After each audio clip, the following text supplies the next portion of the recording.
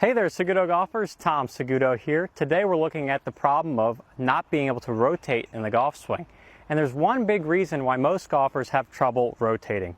It is your knee flex. If we can get the knee flex to change, you're going to see a much bigger body turn, so hip turn and shoulder turn, which translates to tons of power out there and a whole lot less effort.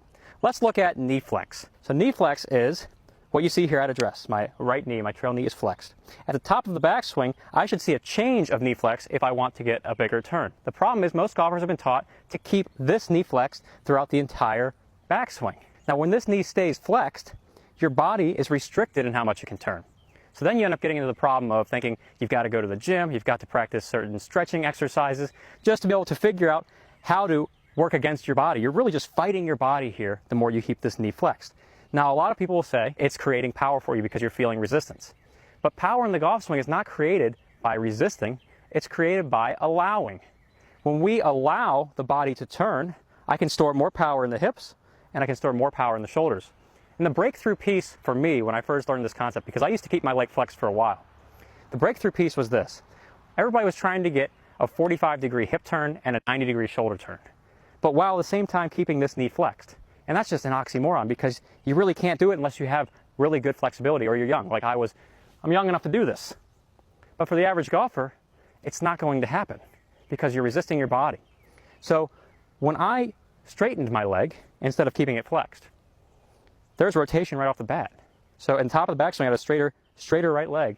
Look at my shoulders have already turned halfway now, 45. So the amount of shoulder turn I need to get to the top of my backswing is not 90.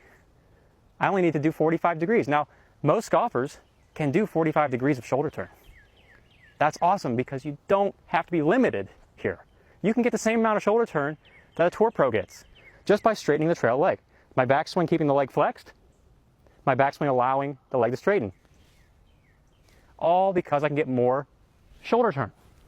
The power difference between the two is big because you've created that much more of a backswing while keeping the lead arm straight, which is good for contact.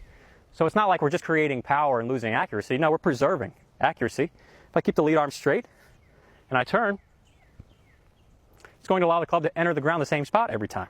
Another benefit to keeping this leg straightening is that it takes the stress off of the lower back and the knees. Your body's designed to work this way. So we don't fight our body in the golf swing.